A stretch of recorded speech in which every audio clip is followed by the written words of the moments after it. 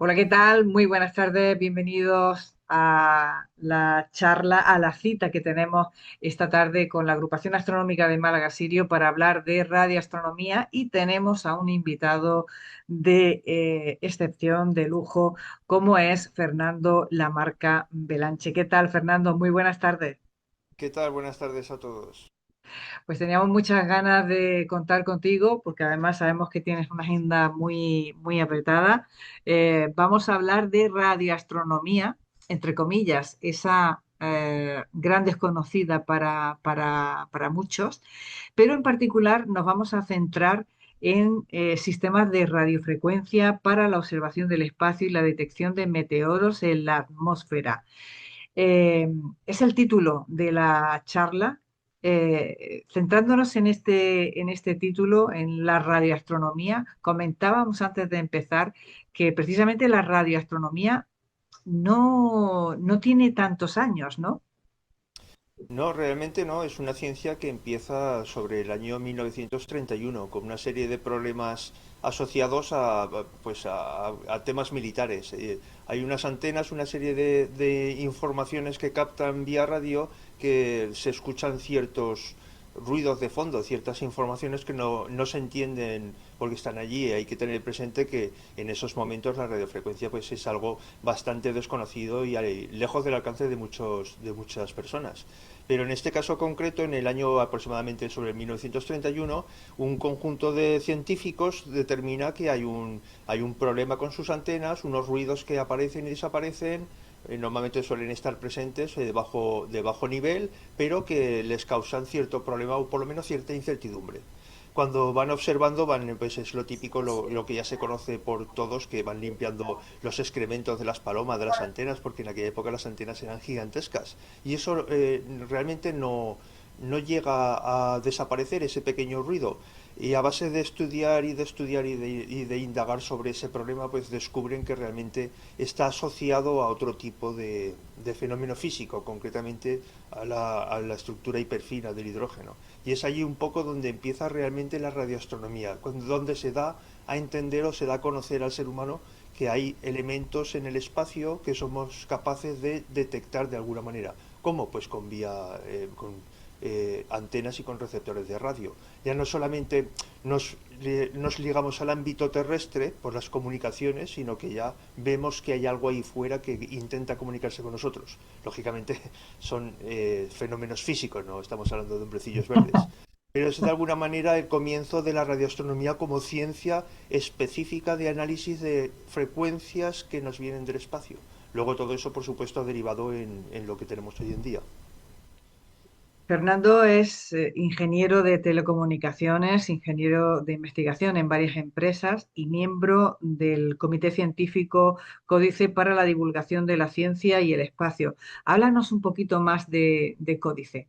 Sí, Códice es un convenio de personas, de científicos, somos un convenio de científicos, ingenieros y científicos en general, con sede en Cádiz, muy cerca de vosotros, y de alguna manera lo que intentamos en esta agrupación sin ánimo de lucro pues es la divulgación de la ciencia relacionada con el espacio principalmente, todo lo relacionado con el espacio, desde la astronáutica hasta la astronomía, radioastronomía, en fin, todo lo asociado a ciencia relacionada con el espacio.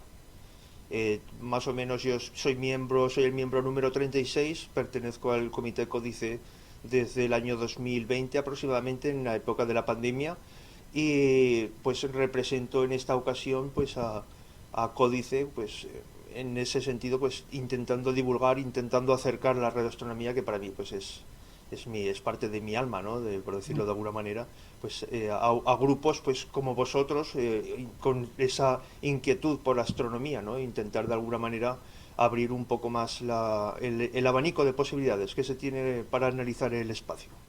Bueno, Fernando también ha sido y es alma inquieta y como este hombre no para, también es fundador de RX Star. Es una marca, ¿no? Es tu marca. Sí, realmente RX Star vamos a decir que es el hilo conductor de de todo el hardware, software y de alguna manera pues todos los equipos que diseño y fabrico pues relacionados con la radioastronomía. La radioastronomía, como ya veremos en la presentación, pues cubre diferentes ámbitos, diferentes formas de estudiar los fenómenos espaciales, y el hilo conductor, la forma en que uno todos esos productos es pues con una marca personal que he decidido llamar RxStar, pues un poco por mi un guiño a la parte de la radiofrecuencia, que he estado tantos años en investigación de radiofrecuencia por la parte de RX, y luego la parte de Star, que sería pues mi amor y mi pasión por las estrellas. Pero es una marca, no es Pues una empresa. sí, yo creo que lo mejor es invitar a la gente a escuchar el espacio o a través de radioastronomía con Fernando Lamarca. Así que, bueno, pues un placer que hayas aceptado la invitación de la Agrupación Astronómica de Málaga, Sirio. Muchísimas gracias, Fernando. Cuando quieras, Vale, eh, pues, comenzamos. pues muchísimas gracias a vosotros por darme esta oportunidad de acercar un poco la radioastronomía a los grupos con estas inquietudes, ¿no? Con los objetos en el espacio. Bueno, vamos a empezar con la charla. Va a ser una charla encaminada en diferentes, tenemos como 3 o 4 secciones, en una introducción, y luego ya directamente iremos a la radioastronomía a nivel amateur. Es importante que tengamos presente que esta charla va a ser, eh, está de alguna manera encaminada a la radioastronomía amateur. Veremos un poco cómo progresa esto a nivel profesional en la Tierra, como lo que estamos haciendo ahora mismo, pero lo que nos interesa de alguna manera es bajarlo a Tierra y que seamos capaces, y con unos medios un poco, vamos a decir, cercanos, pues intentar escuchar la Vía Láctea, intentar escuchar meteoros y ver un poco qué posibilidades tenemos de cara al empleo de esta nueva tecnología. Digo nueva tecnología porque a nivel gubernamental y de países y de ejércitos y demás, pues es algo que es muy habitual, la radioastronomía, las comunicaciones satelitales y demás, pero a nivel aficionado es algo que es emergente, es muy reciente, es algo que realmente lleva muy poquito tiempo, somos muy pocos, somos unos bichos raros en ese sentido, pero de alguna manera intentamos ponerle cara a esta tecnología tan bonita que nos facilita mucho el entender un poco el universo. Vamos a ver las virtudes, las carencias y un poquito, pues, en general, todo lo que nos puede llegar a aportar esta tecnología para nuestro conocimiento del cielo, principalmente, que al fin y al cabo es lo que más nos puede llegar a interesar. Bueno, pues básicamente lo que tenéis en esta presentación pues es un poco los logotipos asociados a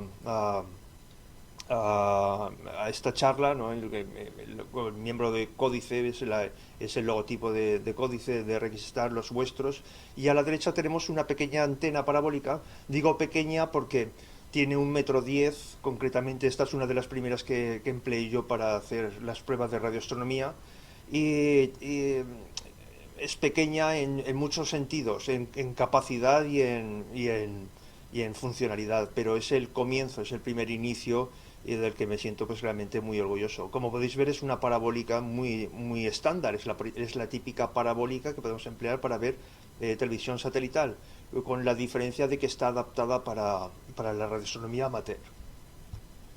Vamos a empezar un poquito con la idea de cómo surge todo esto a nivel de electromagnetismo. No os asustéis, porque realmente lo que vamos a hacer es simplemente rozar la superficie de la ciencia que está asociada a esta tecnología. Tenemos que tener presente que la radioastronomía no es una ciencia como tal.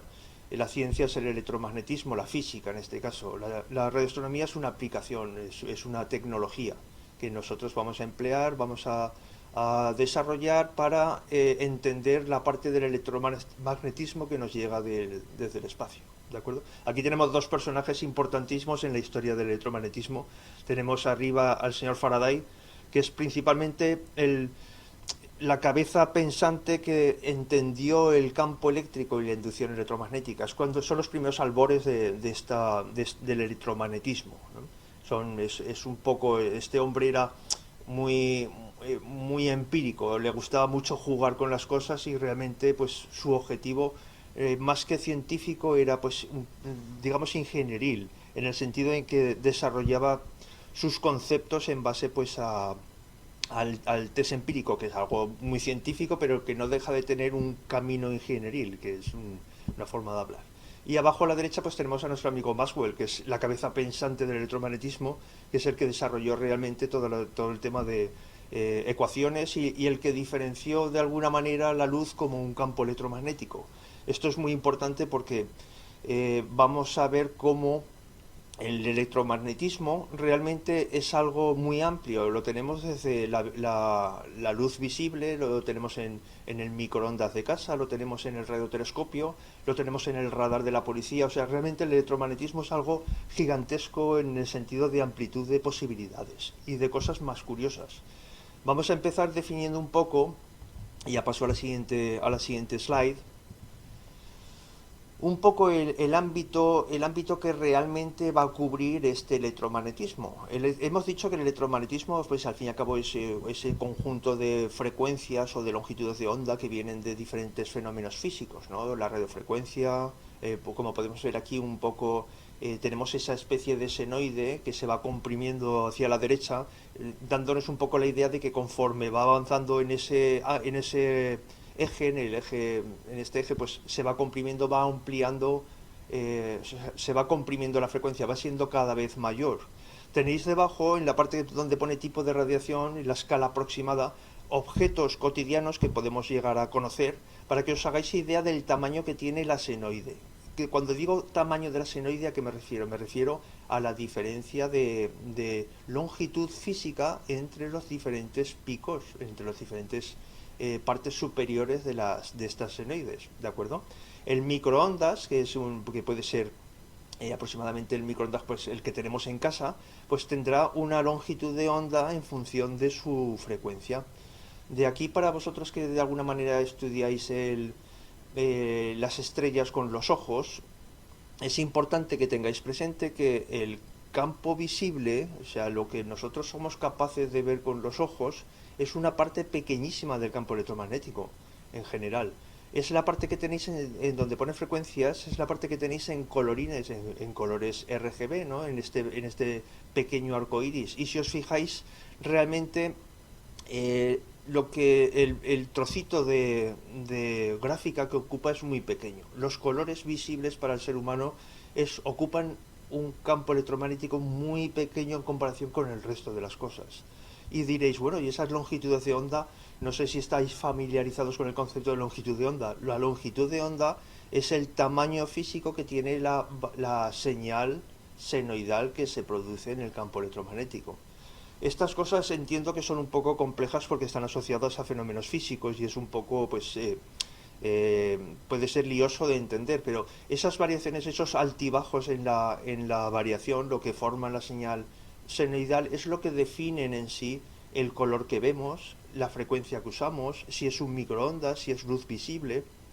Vosotros con los telescopios y la luz visible trabajáis longitudes de onda, colores visibles, que van desde aproximadamente 400 nanómetros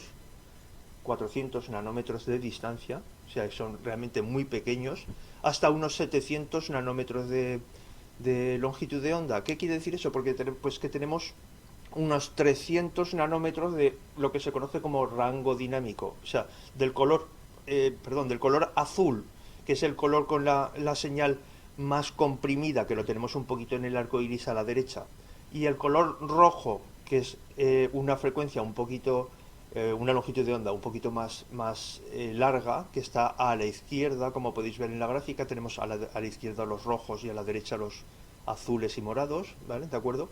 Pues entre esos dos colores visibles, entre el azul y el rojo, están todos los colores del arco iris y cubren aproximadamente un total de unos 300 nanómetros, de 400 hasta unos 700 nanómetros. Eso equivale pues al tamaño que podrían tener los protozoos, de alguna manera. Un poquito más el infrarrojo, que es más a la izquierda, tiene una longitud de onda mayor, que puede llegar hasta los 1000 nanómetros, y ya sabemos todos que 1000 nanómetros pues es aproximadamente el ojo que tiene una aguja de coser. Ese es el tamaño físico.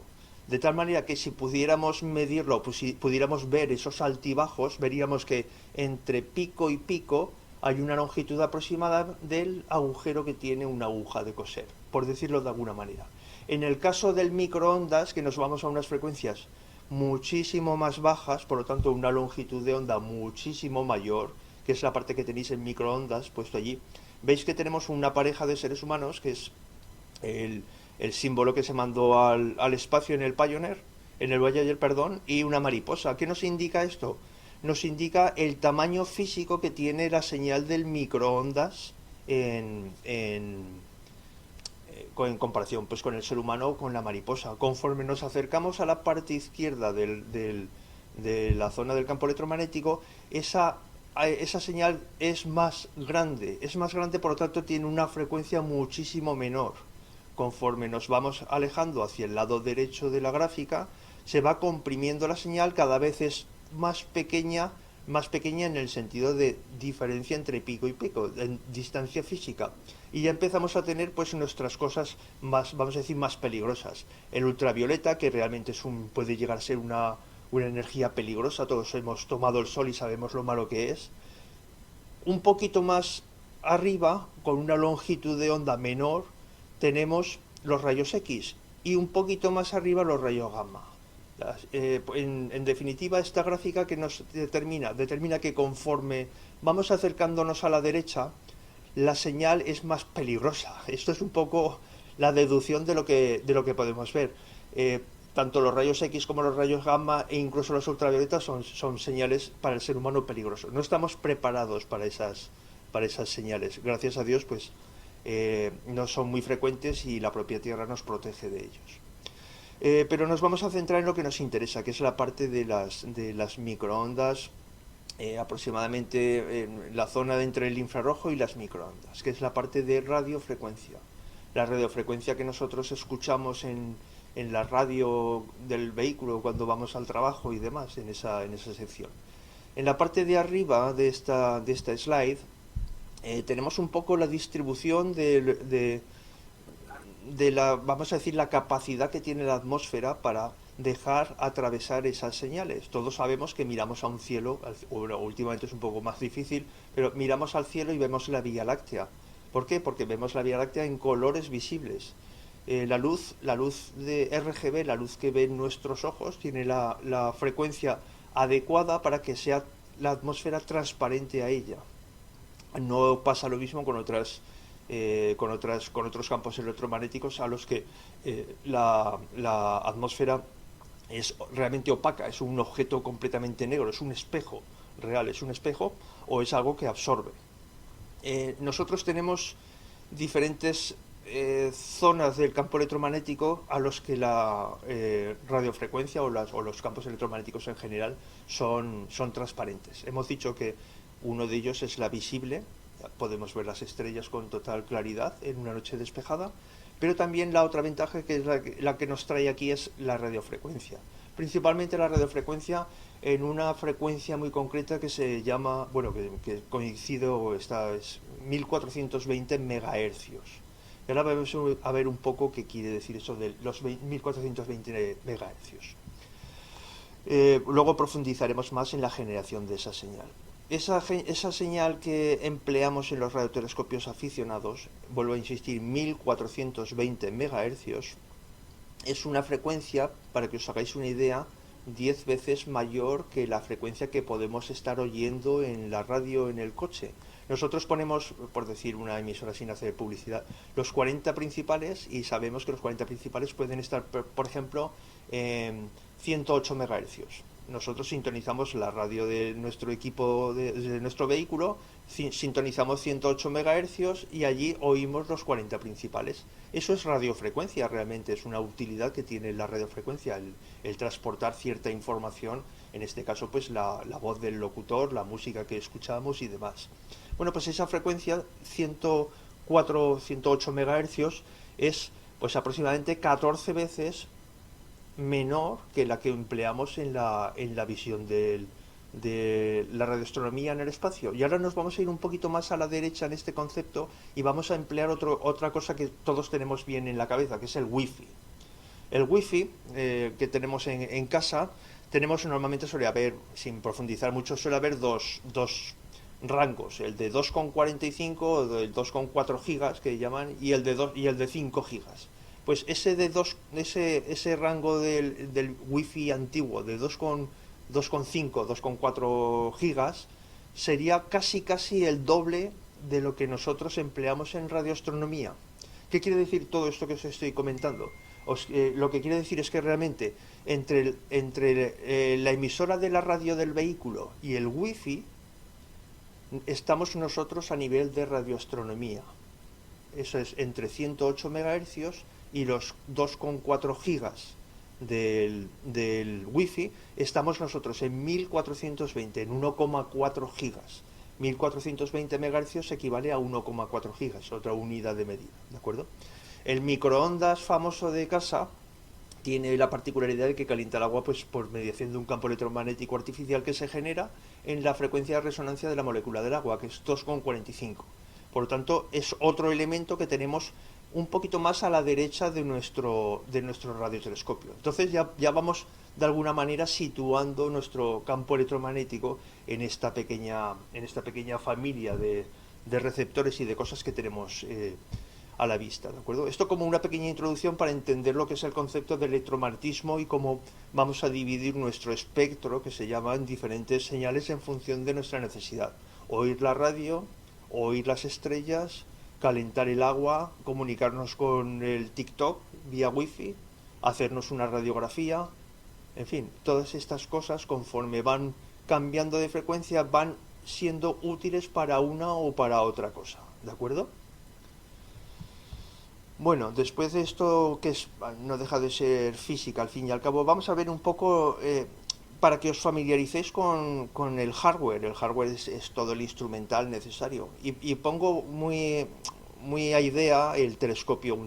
Este telescopio, aparte de ser realmente muy bonito en su aspecto físico, pues tiene una serie de elementos que todos somos, vamos a decir, estamos familiarizados con estos elementos. ¿En qué consisten los elementos? Pues primero vamos a empezar con una montura. En este caso es una montura ecuatorial que nos permite desplazar el telescopio de una manera concreta para corregir el movimiento propio de la Tierra como giro sobre su propio eje y como giro sobre el Sol, ¿no? ¿De acuerdo? Entonces, tenemos este elemento que es puramente entre comillas, mecánico, que nos facilita el anular o contrarrestar el movimiento propio de la Tierra, ¿de acuerdo? Tenemos sobre esta montura un objeto que al fin y al cabo es el telescopio en sí, que en este caso es un telescopio de lentes, pero podría ser perfectamente de espejo y de hecho suele ser más habitual de espejos pues porque son más grandes y son más baratos y tienen sus características concretas. A este telescopio le hemos añadido también en el fondo una cámara que va a simular el ojo, va a ser el que capte la señal que nos llega del campo electromagnético visible, lo que nosotros llamamos fotones, ¿de acuerdo? Los fotones en esos colores o en esas bandas, en esas frecuencias, inciden sobre el telescopio hace sus juegos ópticos y sus magias ópticas y lo convierte la cámara en una imagen que vemos en el ordenador. Y cuando digo que vemos en un ordenador, lo digo con toda la picardía porque realmente estamos viendo lo que ve el telescopio. Aquí no hay nada diferente. Si vemos una estrella de color rojo, en el ordenador la vemos de color rojo. Bueno, no puede que no sea así exactamente, pero y entendéis un poco lo que quiero decir. Si vemos la galaxia, un brazo de la galaxia, somos capaces, pues después del procesado y demás, de ver aproximadamente lo mismo que vería nuestro ojo si lo tuviéramos perfectamente entrenado al respecto, ¿de acuerdo? ¿Qué quiero decir con esto? Pues lo que quiero decir es que estos elementos que forman el telescopio para ver este campo electromagnético concreto son prácticamente idénticos a los que emplearemos en ver con un radiotelescopio. Y doy paso a la siguiente slide para que veáis un poco la similitud que puede haber entre el telescopio óptico de antes y el radiotelescopio de esta slide. Lo primero que podemos llegar a ver es la diferencia de tamaño. El tamaño realmente de un radiotelescopio es muchísimo mayor, ¿vale? Luego explicaremos por qué, porque es algo muy curioso y muy bonito. También es capaz de recibir campo electromagnético en otras frecuencias. Eso en otras frecuencias que tienen una longitud de onda muchísimo mayor. Fijaos que antes hemos comentado que el campo, o sea, la longitud de onda del espectro visible oscila entre 400 nanómetros y 700. En cambio, la señal que nosotros estamos viendo, que por física, bueno, por matemáticas podemos decir que la longitud de onda es la inversa de la frecuencia, como hemos dicho que tiene 1420 megahercios, si hacemos este sencillo cálculo, nos da una longitud de onda de 21,1 centímetros. Fijaos la diferencia, estamos observando el cielo a nivel óptico entre 400 y 700 nanómetros y estamos escuchando el cielo, el mismo cielo, con un radiotelescopio en 21,1 centímetros. Esa es la gran diferencia entre el radiotelescopio y el telescopio óptico, porque el resto de elementos, el resto de hardware es prácticamente idéntico. Si os fijáis, está compuesto por una antena parabólica que no deja de ser como un espejo, al fin y al cabo. Es lo mismo, es el mismo principio. Tenemos una gigantesca oreja, digo oreja porque en el caso del telescopio sería un gigantesco ojo, pero ahora tenemos una gigantesca oreja que lo que va a hacer es captar la mayor cantidad posible de esa señal que nos interesa. Tenemos en la punta, claro, toda esta señal se concentra en un punto. En ese punto que sería nuestro ocular en el telescopio es donde nosotros tenemos nuestra electrónica. ¿Por qué? Pues porque, por suerte o por desgracia, esas señales escapan a nuestros sentidos. Nosotros podemos ver con un telescopio la luz visible porque nuestros ojos están preparados para ver la luz visible. Entonces entendemos, hablamos el mismo idioma, el telescopio y nosotros. Lo hablamos exactamente el mismo idioma. Pero el radiotelescopio no. El radiotelescopio nos habla en unas frecuencias para las que nuestro cuerpo no está diseñado, que es la radiofrecuencia. Por lo tanto necesitamos echar mano de la bendita electrónica que convierte esas señales electrónicas, esas señales invisibles para el ser humano por su baja capacidad de sensores que tenemos, la convierte en cosas que podamos entender o podamos medir, ¿de acuerdo? Por eso la diferencia más notable entre un telescopio y un radiotelescopio no es la forma en que capta el campo electromagnético, no, es la forma en que lo presenta o lo convierte en algo que nosotros seamos capaces de entender, ¿de acuerdo? Es hardware y software. Pero al fin y al cabo es lo mismo, también recibe fotones, lo que pasa es que esos fotones no son en luz visible, son fotones en un campo electromagnético diferente a la luz visible. En este caso, 1420 megahercios o, lo que es lo mismo, 21,1 centímetros. ¿De acuerdo? Fijaos la similitud, es muy importante tener claro que no nos estamos yendo mucho realmente del concepto general de visión del espacio. Simplemente estamos en otro rango que nos dificulta entender esto de alguna manera. En la siguiente slide que tenemos es una sencilla representación de de tres elementos en este caso que empleamos o que tenemos habitualmente en nuestra cabeza, ¿no? de forma constante. Tenemos a la izquierda el aparato de radio, que lo he puesto así porque es muy típico y cada vez se ven menos aparatos de radio de este estilo. Por suerte en el coche todavía seguimos teniendo equipos de radio, pero ya tenerlos en casa ya es un poco más friki en este momento. Parece una cosa ya más de nuestros abuelos, ¿no? Aunque sean muy modernos, pero ya parece algo más de nuestros abuelos el tener un aparato de radio. En el centro vemos algo que sí que es muy familiar y es muy típico, que son los walkie-talkies, ¿no? Walkie-talkies en este caso pues muy amateur, muy sencillitos, pero que lo tenemos más asumido, es más familiar para nosotros. Y a la derecha tenemos pues algo ya que es lo que realmente nos trae aquí, es otra forma de entender la radio.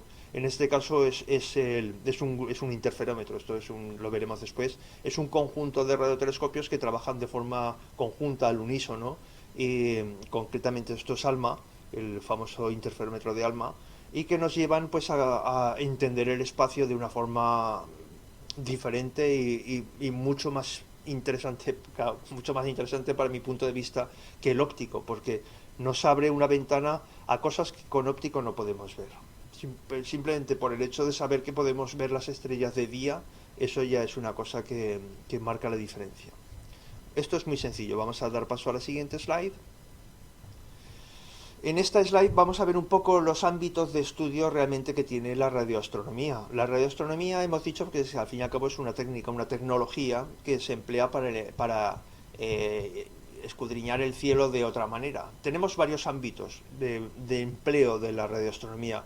El primer ámbito, que es el que realmente nos trae aquí, es la radioastronomía como tal, el estudio de los objetos que hay en el espacio que generan campos electromagnéticos y que nosotros recibimos en la Tierra por medio de antenas especiales, estudiamos sus características físicas y sacamos un conjunto de conclusiones pues para estudios científicos principalmente.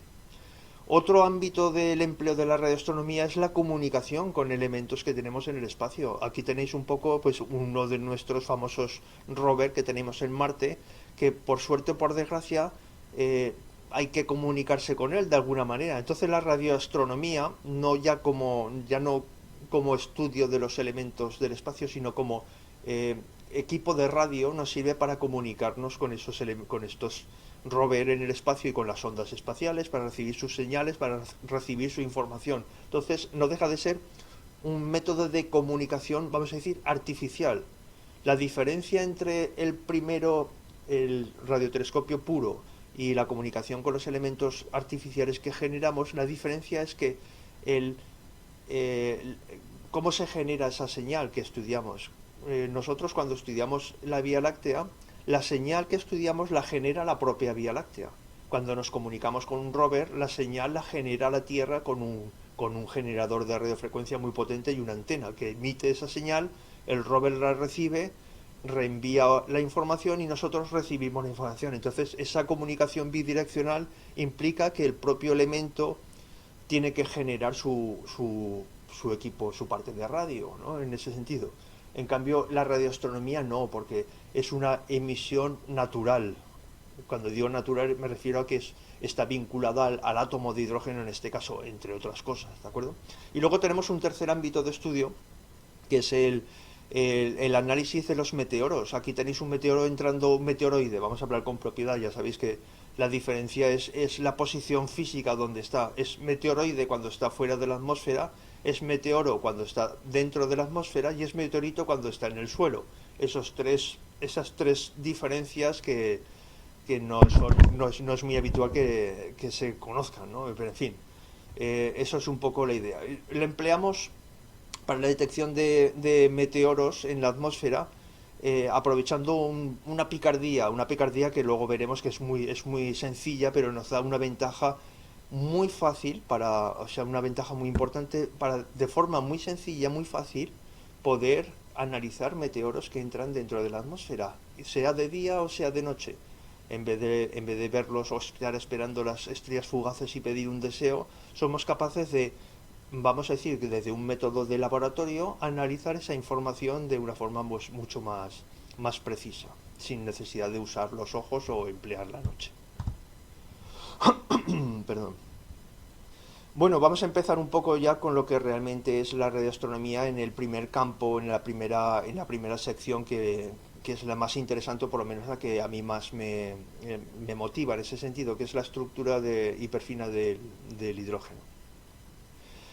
No quiero profundizar mucho porque esto es pura física y puede llegar a ser un poco aburrido, pero unas pequeñas nociones sí que es interesante, pues por lo menos tener claro. Que cuando nosotros observamos el cielo, la Vía Láctea, observamos el cielo con un radiotelescopio, en el caso amateur, que es el caso que nos trae aquí, porque el ámbito es mucho mayor a nivel científico, pero en el ámbito amateur, por suerte o por desgracia, estamos vinculados a una única frecuencia o a un grupo de frecuencias muy pequeño, pues porque los receptores son muy especiales, hay que invertir dinero, hay que invertir ciertos conocimientos y no son muy compatibles con muchas cosas. De tal manera que tenemos que centrar nuestro tiro en algo concreto. ¿Y en qué lo centramos? Pues en el elemento más abundante del universo, que es el que nos puede dar de alguna manera la mayor cantidad de alegrías. En este caso es el hidrógeno. El hidrógeno tiene una característica muy bonita, bueno, muy bonita, es una característica, que es que tiene un protón y un electrón. Ese protón y ese electrón tienen un spin. El spin está representado aquí como la orientación de ese campo magnético, tanto del protón como del electrón.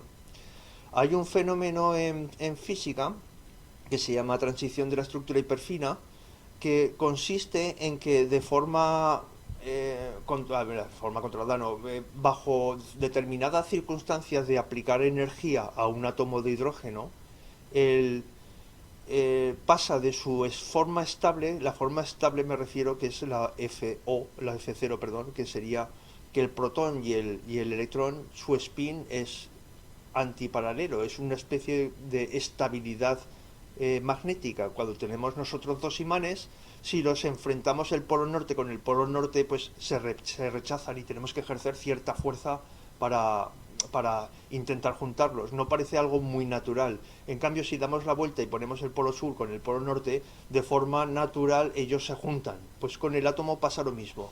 El spin del protón y el spin del electrón, cuando están en antiparalelo, en su forma, vamos a decir, estable, pues está todo funcionando pues muy bien, va todo como la seda, por decirlo de alguna manera, pero cuando aplicamos cierta energía a ese átomo, pues puede ser por choque, por calor, en fin, por un montón de formas de aplicar la energía, es posible que ese pequeño spin, ese electrón cambie de spin y se ponga en paralelo al del protón. Por lo tanto, de alguna manera está como cargado de energía. Esto es muy importante porque esa carga de energía se traduce en que al cabo del tiempo es un poco antinatural, en ese sentido. Es algo que se llama, que tiene el nombre concreto de prohibido, es algo prohibido en física.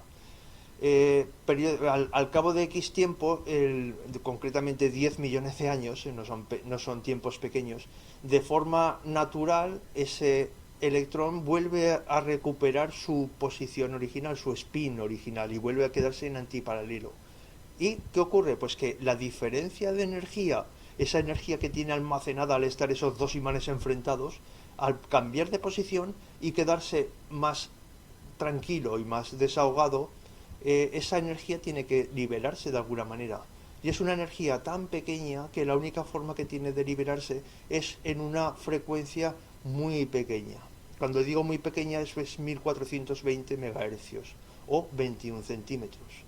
¿Qué ocurre? Que el átomo de hidrógeno, por sus características físicas, es siempre igual, siempre de la misma manera. Por lo tanto, todos los átomos del universo de hidrógeno, cuando les ocurre este fenómeno, todos generan la misma cantidad de energía, porque son todos del mismo tamaño y todos tienen la misma relación, vamos a decir, magnética. Por lo tanto, al cambiar ese spin, generan todos la misma cantidad de energía, y esa cantidad de energía se traduce en 1420.405.751.768 hercios.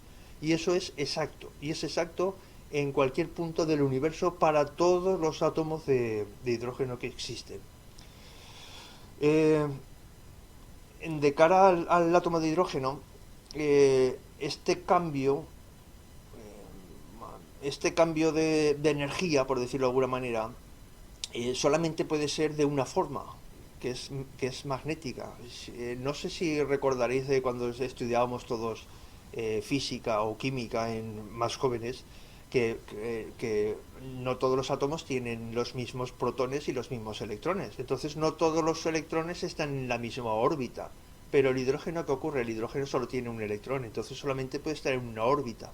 Entonces no hay una posibilidad de cambio orbital de ese electrón en el átomo de hidrógeno, porque solamente ocupa una órbita. Por lo tanto, sus cargas de energía, por decirlo de alguna manera, y sus descargas están vinculadas a otro fenómeno, que es el fenómeno magnético. Por lo tanto, está vinculado al fenómeno cuántico del cambio de spin del electrón con respecto al protón.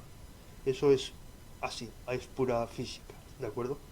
Y eso es nuestra ventaja, esa frecuencia de 1420 MHz que hemos dicho que estaba entre la radio de 108 y el microondas de 2,4, tenemos la ventaja de que a nivel amateur es una frecuencia pues bastante sencilla de recibir. Cuando digo sencilla de recibir, quiero decir a que podemos tener la tecnología adecuada para poder de alguna manera eh, oírla con un aparato de radio pues relativamente barato. El problema es que la señal es tan débil que hace falta un aparato de radio muy bueno. Allí es donde entra un poco toda la, vamos a decir, toda la mecánica, todo el hardware asociado a la radioastronomía. Vamos a pasar al siguiente slide. Si alguno tiene alguna duda, yo estaré encantado de resolverla, ¿eh? Estas cosas entiendo que no son sencillas, pero en fin, intento explicarlas de alguna manera para que se entienda el origen de todas estas cosillas. Como podéis ver, observamos el cielo aprovechando un cambio físico en el spin del hidrógeno. Es algo que parece muy complejo, que realmente lo realmente es complejo, pero nos devuelve o nos vomita una información muy sencilla de analizar, ¿de acuerdo? Pongo arriba que la emisión de radio del hidrógeno atómico es aproximadamente unos 10 millones de años. Entonces dice, joder, entre recibir, o sea, entre ese cambio entre aumentar la energía del protón y del electrón cambiando su spin, en ese momento, cuando vuelve otra vez y genera los 1420, han pasado 10 millones de años. Dice, pero ¿cómo es posible que haya pasado tanto? Eso tiene sus reglas físicas, que no vamos a entrar en ellas, tiene que ver con una serie de constantes y de energías y demás. Pero ¿qué ocurre? Que hay tantísimos átomos de hidrógeno en el universo que este fenómeno, aunque se produzca cada 10 millones de años, el volumen de información es ingente. A nosotros nos llegan un montón de información al respecto, porque hay un montón de millones, hay un montón de átomos cambiando en cada instante, ¿de acuerdo? Eso es algo que es curioso, es algo muy curioso. La siguiente slide es un poco ver las diferentes moléculas o átomos, porque aquí ya estamos hablando de moléculas, que realmente eh, en función de su composición de protones y electrones, pues nos dan o nos comunican la información en una o en otra frecuencia. Por ejemplo, el hidrógeno, que es la segunda entrada que tenemos, que es el H1, porque es un protón y un electrón, emite, como hemos dicho, 1420-406. Pero hay otros elementos, hay grupos hidroxilos. El grupo hidroxilo es un grupo formado por oxígeno y por hidrógeno, que es muy común en el universo también, ese grupo, porque el oxígeno es un elemento relativamente poco pesado, de formación en el interior de las estrellas de forma muy masiva. Ese grupo hidroxilo también al tener pocas variaciones también, igual que el hidrógeno a nivel de spin y demás, nos genera unas frecuencias cercanas al hidrógeno, un poquito más altas porque son un poquito más energéticas, pero muy cercanas. Estamos hablando de 1612, 1665, 1667, 1720 megahercios, depende un poco del punto de la cantidad, porque aquí no solamente cambia el spin el hidrógeno, sino que también el oxígeno hay un cambio probablemente de capa de electrón. Entonces, eso supone un poquito más de energía, por lo tanto implica aumentar ligeramente la frecuencia. Y luego tenemos, por ejemplo, el isocianuro de hidrógeno, que es hidrógeno, nitrógeno y carbono. Allí la cosa ya cambia. Aunque no deja de ser un elemento de poca energía ese cambio, igual que la estructura hiperfina, pero aquí ya ese cambio de energía ya se traduce en frecuencias altísimas, en 271 gigas. Esas frecuencias, pues para el radioaficionado amateur son prohibidas. No, son prohibidas porque implican probablemente, bueno, y probablemente no, ya os lo adelanto, una inversión económica que vamos, no podemos soportarla pues prácticamente ningún humano estándar, ¿no? Por decirlo de alguna manera. Entonces, como podéis ver, cada átomo o cada molécula es capaz de generar esa información en una frecuencia concreta. Esto de alguna manera es una marca concreta. Cuando yo observo 1420-406, digo, me está hablando el hidrógeno. Si observo una señal en 1665-402, sé que es el grupo hidroxilo. Entonces ya puedo inferir de alguna manera la composición química de eso que yo estoy observando. ¿De acuerdo? Fernando, Dime. perdona, una preguntita sobre la diapositiva anterior. He visto que en el hidrógeno y en el deuterio tenía un unito, entiendo que es el estado de ionización. Correcto. Vale, Sí, más que nada, más que el estado de ionización, es la cantidad de electrones que tiene. Por ejemplo, a ver, tienes aquí el deuterio, el deuterio es un conjunto tiene más cantidad de elementos, o sea, más protones o más electrones que el hidrógeno. El hidrógeno, uno es un átomo de hidrógeno y un átomo y un electrón, perdón. O sea, un átomo, perdón, un protón y un electrón. Eso es el hidrógeno como tal, el hidrógeno atómico. Luego el hidróxido ya tiene una combinación que ya es el oxígeno con algo más de electrones, más protones por el propio oxígeno, y luego aparte tiene asociado un hidrógeno que es un átomo de un protón y un electrón, ¿no? Entonces, conforme vamos cambiando de química, vamos cambiando ese número de electrones o ese número de protones, ¿no? Porque realmente está cambiando el compuesto químico. de acuerdo, gracias. Bueno, aquí vamos a ver un poco las diferentes antenas que podemos tener de cara a recibir diferentes elementos. Simplemente esto es un poco también al hilo de la comparación con la parte óptica, por decirlo de alguna manera.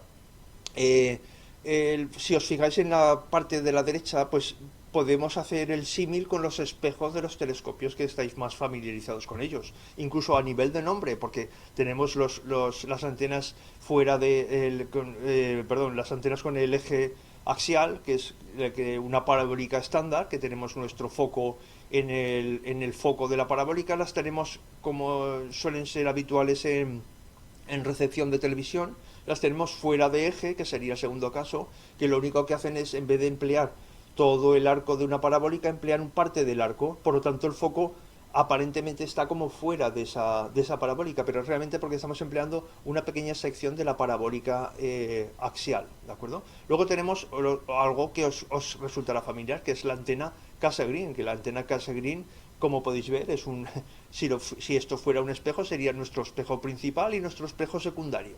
En el caso del Cassegrain son dos espejos que concentran de la misma manera el haz en nuestra antena, en nuestro receptor como tal, o en nuestro ojo en el caso de ser un telescopio. Y luego está la gregoriana, que la diferencia es que emplea como secundario un espejo cóncavo. Esa es la única diferencia. Tenemos nuestro espejo, son dos espejos cóncavos al fin y al cabo, que lo que hacen es concentrar de la misma manera sobre el foco. Entonces, en función de esa geometría, tenemos un nombre u otro. Esto es básicamente es pues, similitud con la óptica, ¿de acuerdo? En la parte de la izquierda ya tenemos un poco más estos espejos o estas... realmente esto sería equivalente al ocular que nosotros tenemos en el telescopio. Es lo que realmente está recibiendo la señal. Nosotros tenemos una gigantesca parabólica, que esa parabólica concentra, que al fin y al cabo no deja de ser como una especie de gigantesca oreja, que concentra toda la señal que recibe en un punto. ¿Y en qué punto? Pues la concentra en la propia antena, que es el equivalente al ocular del telescopio óptico. Tenemos en la parte de arriba, a la izquierda, esta curiosa antena formada por estos rombos que parecen las pajaritas de un frac. Esto realmente es una antena, es una de las primeras antenas que diseñé yo para para el grupo SETI de hidrógeno, que es en 1420. Esto es una antena muy especial, se llama heptabiquad, que son difíciles de ajustar, pero son muy agradecidas de fabricar. Son cosas que te divierten mucho, ¿no? Bueno, bromas aparte, son diferentes tipos de antenas para recibir señales, todas la misma. Es la ventaja que tiene la radiofrecuencia. Ese ocular electrónico, esa antena, pues puede estar formada por diferentes geometrías que, como podéis ver, son muy extrañas. Son muy extrañas porque un ocular, al fin y al cabo, es un conjunto de vidrios o de cristales que dejan pasar la luz, concentrando más o menos para que el foco coincida en el ojo y podamos ver las estrellas. Aquí pasa algo parecido. Nosotros de alguna manera concentramos la señal, pero tenemos un ojo un poco más especial. ¿Por qué? Pues porque las frecuencias que vamos a ver con ese ojo no tienen nada que ver con las frecuencias del ojo visible, de la luz visible. Son otras frecuencias, por lo tanto necesitamos estos ojos especiales.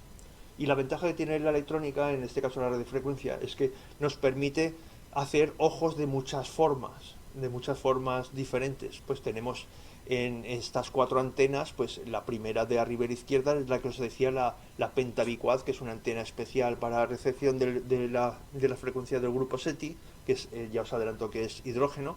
La que hay justo debajo es un dipolo de gaviota, que es concretamente en el radiotelescopio que yo empleo.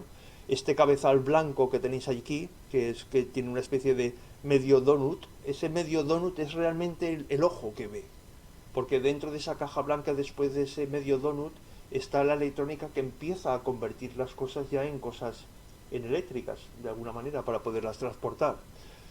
Los dos de la derecha son dos elementos comerciales, es una antena helicoidal que se suele emplear muchas veces por sus... cada antena lógicamente tiene sus virtudes y sus inconvenientes.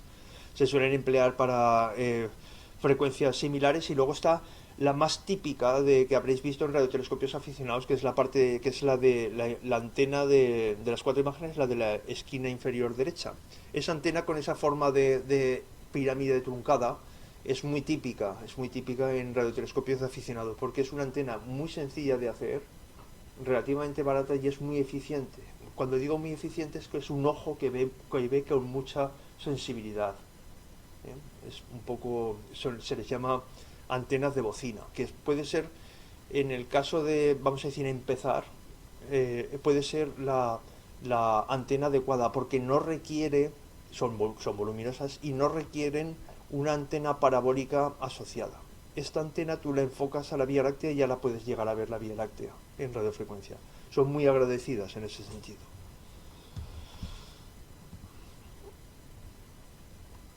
Bueno, esto sería el esquema típico de un radiotelescopio. Un radiotelescopio se compone de varias partes. Hemos dicho que la diferencia principal entre un telescopio óptico y un radiotelescopio pues probablemente sea la electrónica asociada, que es en el caso pues mío, pues claro, me Ahora te voy a facilita hacer mucho una porque... pregunta. Sí, La pregunta es la siguiente. Ahora dime qué tipo de demulador necesitamos para ver señales en radiofrecuencia. vale, pues lo que hace falta básicamente es un aparato de radio como tal. O sea, no, ya verás que luego cuando veamos el tema de los meteoros, realmente usamos un equipo de radiofrecuencia estándar que se puede comprar, por decirlo de alguna manera, en los chinos. Cuando digo en los chinos me refiero a que puedes acceder a, que no es algo que tengas que te tenga que desarrollar una empresa especial para ti, sino que no, es un receptor de radio. Y de hecho, eh, eh, el aparato que se emplea para los meteoros concretamente es un aparato que sirve para oír la radio comercial, para oír a los radioaficionados y para oír un poquito más. Y nosotros nos centramos en unas frecuencias concretas que es para la detección de meteoros, que eso lo veremos un poquito más adelante. Pero el aparato, el elemento receptor, es un elemento muy sencillo, barato, que puede estar en 50-60 euros de compra. Claro, eso muy básico, y es accesible haciendo una búsqueda en Amazon, por ejemplo.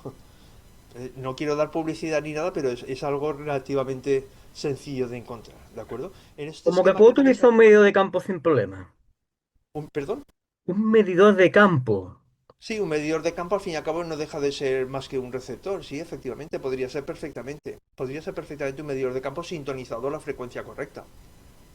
Sí, sí, no habría ningún problema al respecto. Lo que pasa es que el medidor de campo probablemente, o en mi cabeza ya es un aparato electrónico que tienes que comprar específico. Entonces ya se sale un poco del concepto de amateur, ya tienes que tener un equipo de laboratorio. Es como si lo vieras como un analizador de espectros. Obviamente, yo puedo tener, para recibir la señal, yo puedo tener un aparato de radio muy básico, con una información básica, o puedo tener un equipo de laboratorio algo más complejo. Que eso lo vamos a ver en la siguiente slide, creo yo, ¿de acuerdo? Y así ya, yo creo que con la Entonces siguiente slide te te lo quedará estás claro. poniendo muy fácil. Puedo ¿El qué, utilizar un perdona? osciloscopio si quiero, ¿no? ¿El qué, perdona? ¿Perdona? Puedo utilizar un osciloscopio. No, el osciloscopio no. El osciloscopio no Ah, es capaz de ver esto. pero Sería medirlo. capaz de ver, Pero sin sería capaz medirlo. de ver el resultado del receptor, pero no en radioastronomía. En radioastronomía no hay un sonido que tú oigas, hay una frecuencia. Ahora veremos un poco cómo cambia esa información, de acuerdo para que veas que realmente con el osciloscopio no se puede, salvo algunas cosas muy concretas, pero el osciloscopio no es el aparato adecuado para radioastronomía, ¿vale? ¿De acuerdo? Ahora veremos exactamente por qué. Te lo voy a explicar y ya vas a ver que es muy sencillo entender por qué. Bueno, estos esquemas, sigo con este esquema básico y así doy paso a la siguiente slide y así matamos dos pájaros de un tiro porque te explicaré exactamente por qué y lo verás claramente. Bueno, pues realmente lo que tenemos es un receptor de radiofrecuencia, un aparato de radio, un walkie, por decirlo de alguna manera, un walkie sintonizado en las frecuencias concretas de 1420 para sintonizar la Vía Láctea, por ejemplo, o el hidrógeno. Vamos a hablar en general del hidrógeno. En este caso hay algunos que son un poquito más complejos, pero si veis en el esquema de la izquierda, en la parte central hay algo allí que pone SDR Noelec Nano 3. Eso es el receptor de radio como tal. Es un aparato electrónico que es un pincho USB que tú lo conectas al ordenador y tiene una entrada de antena. Esa entrada de antena lo pones a toda la electrónica asociada y de alguna manera lo que consigues es ver. Y fíjate que digo ver, no oír. Ver la radiofrecuencia que está llegando a esa antena. Si lo sintonizas en 1420 y tienes todo perfectamente organizado, lo que estás viendo es la Vía Láctea. Vamos a dar paso a la siguiente slide. Y aquí es donde está la El clave osciloscopio. ¿Perdón? Este es el osciloscopio. No es un osciloscopio, esa es la diferencia. Esto es un analizador de espectros. Esa es la diferencia. El osciloscopio es un analizador de potencia en el ámbito del tiempo. ¿Qué quiere decir Y esto? este en Que el es ámbito capaz. de la frecuencia, que es el inverso del tiempo, claro. Claro, el analizador de espectros es un analizador de potencia en el ámbito de la frecuencia. ¿Vale? Entonces, por eso vemos estos picos, que cada pico corresponde a una frecuencia concreta. El adecuado para analizar la información de la radio, en este campo que nos trae a nosotros aquí a esta charla, es el analizador de espectros. O sea, es analizar la potencia en el ámbito de la frecuencia. Separar claramente lo que es la frecuencia nuestra de lo que es el resto de ruidos que no nos interesan. Y en esta imagen podéis ver que hay concretamente 5 picos. Pero el que a mí me interesa puede que sea el del medio, los otros no. Si esto fuera un osciloscopio los tendrías todos mezclados y tendrías una señal que no sería distinguible. Oirías un ruido de fondo, pero no sabrías ese ruido de fondo de qué frecuencias está compuesto. Porque el osciloscopio no separa en función de la frecuencia, se separa en función del tiempo.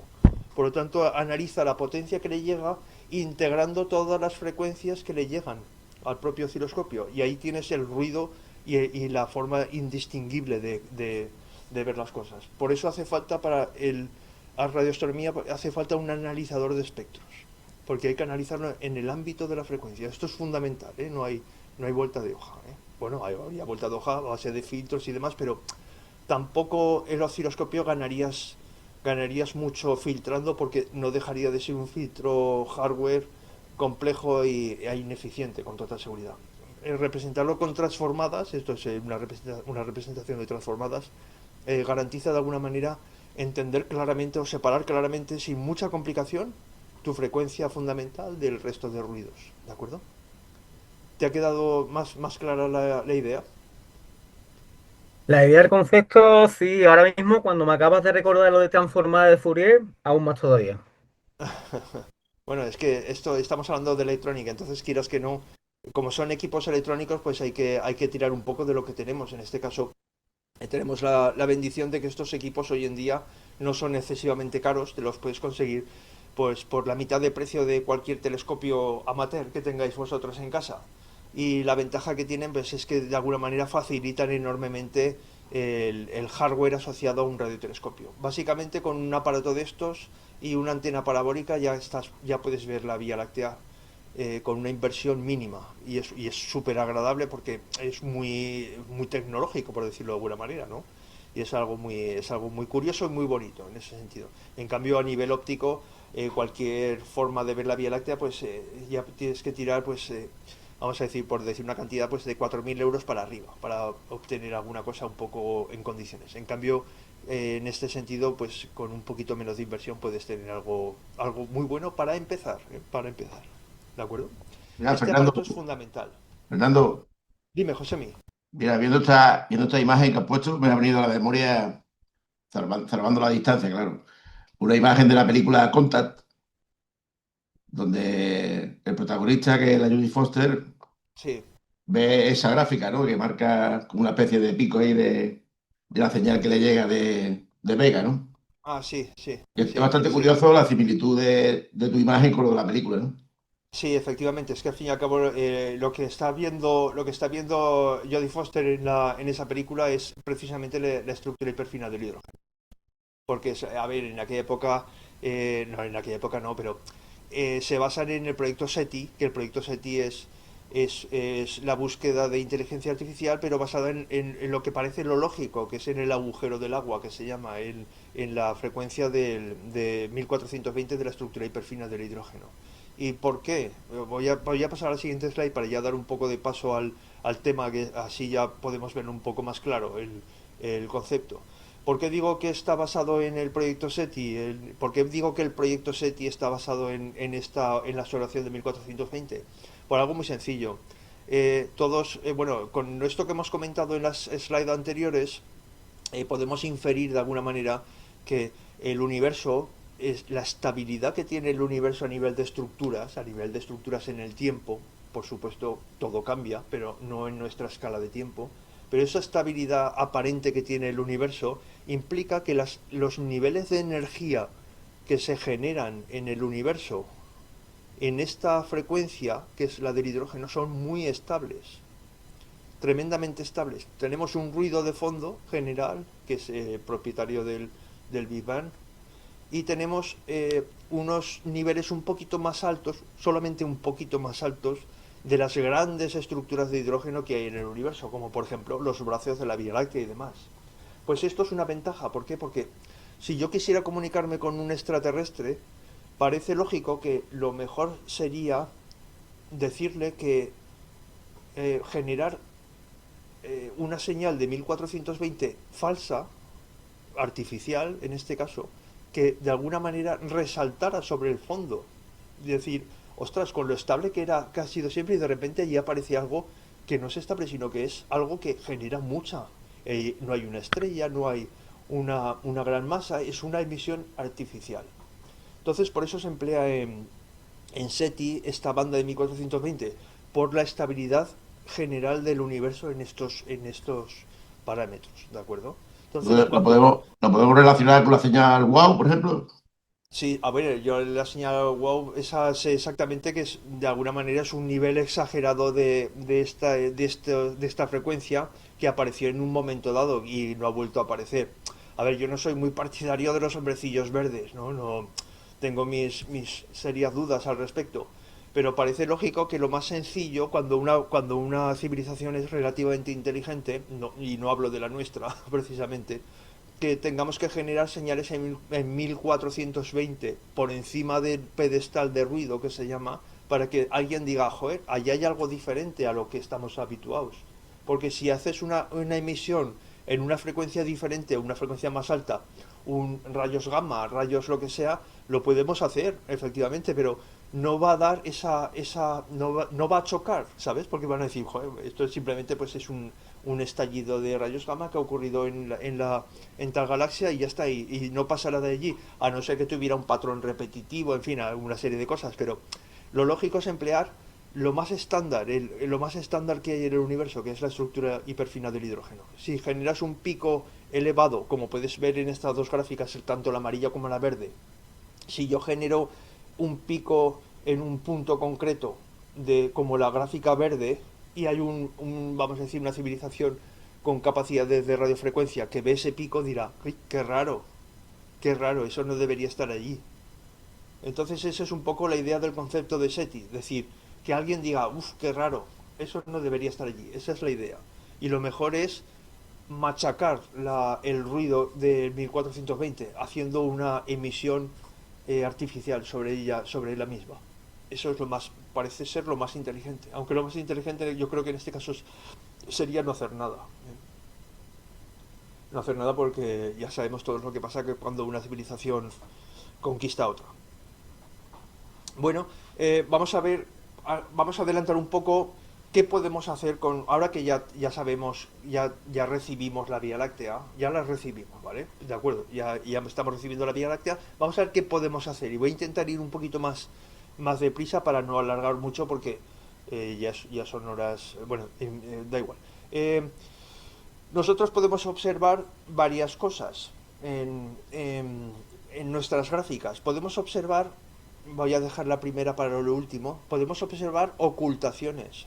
Hay un objeto que pasa por ese generador de hidrógeno y lo oculta, por lo tanto nuestra potencia va a caer y puede caer de forma periódica. Eso puede darnos a entender que hay algo que orbita ese elemento. No es el caso, pero podría ser perfectamente. Eso serían las ocultaciones y los cambios de potencia, pero lo que realmente nos trae aquí, o lo que realmente, vamos a decir, vamos a decir, estudiar, por decirlo de alguna manera, es el efecto Doppler de esa señal. Hemos dicho que es un fenómeno físico asociado al cambio del spin del electrón con respecto al protón y que genera una frecuencia siempre exacta, por cuestiones físicas, siempre la misma y siempre exacta y siempre con la misma energía. La historia es que la unión de un montón de átomos pues implica pues vamos a decir, una cantidad de información suficiente para que nuestro aparato de radio la reciba y la vea como la estamos viendo en estas señales tanto amarilla como verde. Pero ¿qué ocurre? Que la fuente que genera esa señal no es una fuente estable en el universo, estable en posición me refiero.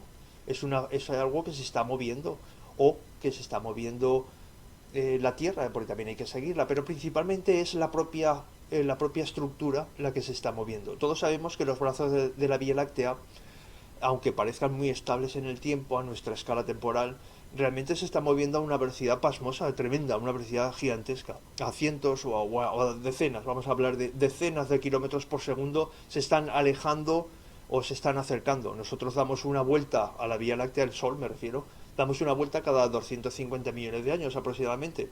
Eso quiere decir que es una estructura viva, en una escala de tiempo inconcebible para el ser humano, pero viva en ese sentido.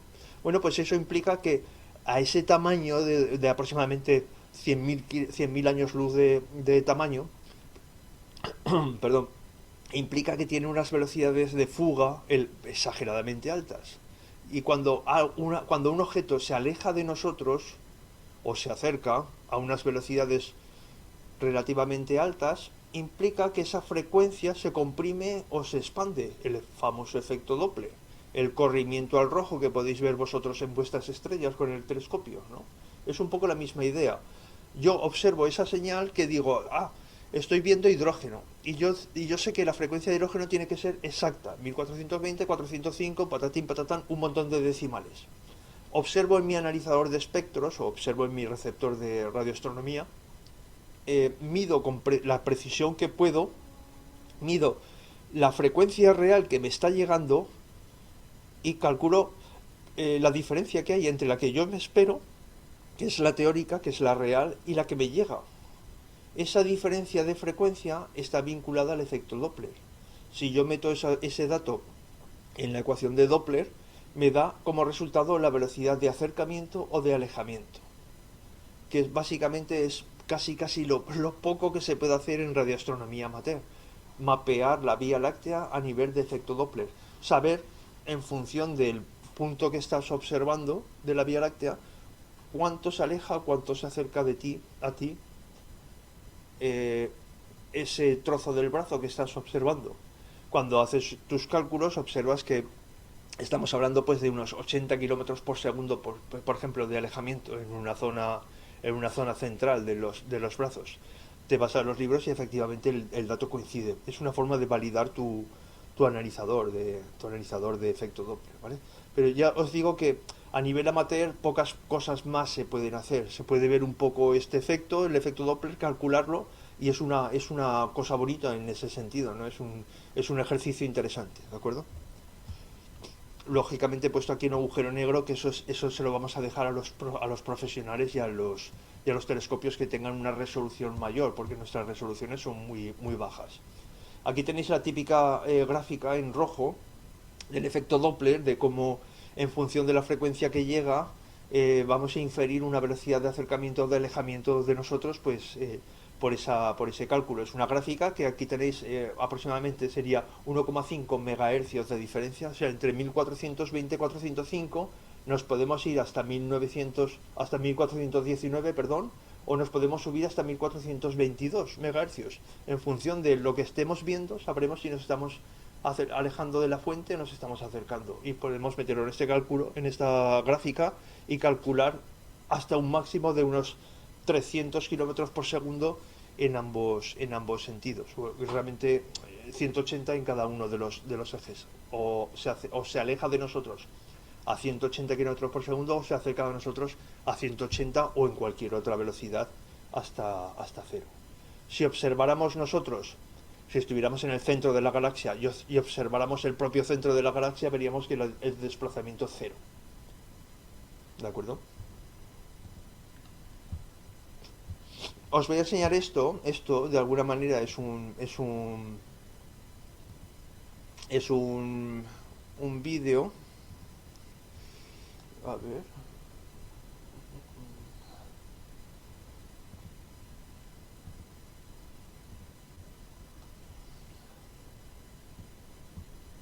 No sé, bueno, no, es un vídeo pero no me deja verlo, vaya, no sé por qué.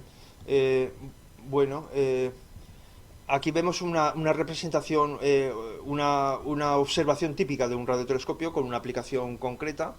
Tenemos nuestro pico de referencia, nuestra gráfica, este es un poco lo que ve el radiotelescopio, y en el medio tenemos si veis en la imagen de la derecha, de abajo a la derecha, tenemos la Vía Láctea, la observación de la Vía Láctea, y ahí vemos un pequeño pico. Ese pequeño pico que está en la zona central de la gráfica es realmente el nivel de radiofrecuencia con respecto al ruido de fondo que podemos observar de la Vía Láctea. Fijaos que es un pico muy pequeñito, que se ve con poca resolución, pero que está vinculado al gigantesco tamaño de la Vía Láctea. O sea, fijaos que de alguna manera es muy complejo recibir estas señales tan débiles. Aunque haya mucho hidrógeno y sea muy grande la estructura, la cantidad de información que viene, me refiero con cantidad, el nivel de potencia de esa señal es muy débil. Hace falta receptores muy buenos para poder llegar a verlos con cierta claridad. Esto sería una típica representación de una observación de la Vía Láctea.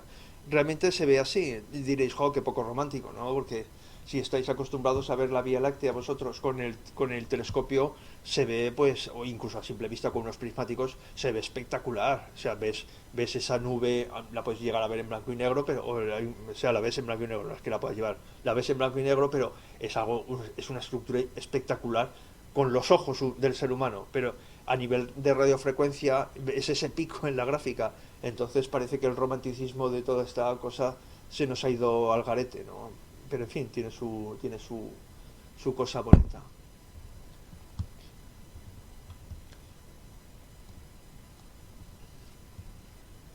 Esto es real, esto es una gráfica real de mi radiotelescopio. Realmente lo que yo estoy observando en el radiotelescopio es la parte de arriba, y después la parte de arriba, me refiero a la gráfica azul, está ruidosa, y al cabo de una serie de procesados, de integraciones, cálculos matemáticos, en fin, al cabo de una serie de procesos, principalmente de software, pues puedo limpiar todo el ruido de fondo y dejar solamente la Vía Láctea. Como podéis ver, tiene una forma similar al pico que hemos visto antes. Esto no Disculpa, deja de ser... mediante convolución. Bueno, son procesos, normalmente son procesos de Averas, de integración de vídeo. Lo que hacemos es una suma de Averas. En este caso es una integración muy sencilla. Vamos tomando, por ejemplo, 100 muestras, o en este caso son 30 muestras, y cada 30 muestras calculamos la media y vamos eliminando el dato anterior y vamos cogiendo el siguiente. De tal manera que al final lo que hacemos es una supresión del ruido. Es una veraz, realmente. Una integración de 30 medidas. Pero esto es real, esto es lo que yo veo con el radiotelescopio. Yo cuando me siento a ver lo que he analizado por la noche, después de integrar la Vía Láctea, veo esto, realmente. Y esto es todo lo que veo, no os penséis que veo la Vía Láctea como tal. O sea, entendéis un poco que lo que os comentaba hace un rato en plan un poco así de broma del tema romántico, a mí esto es lo que realmente me gusta. O sea, yo veo esto y digo, jo, qué bien, ¿no? Me encanta porque la veo allí claramente. Esos datos no son muy reales los que hay escritos en los picos porque no tienen el zoom, por decirlo de alguna manera, adecuado. Pero después cuando profundizo en los datos, una vez limpiado, profundizo en los datos y puedo analizar ese Doppler y me quedo como muy satisfecho, ¿no?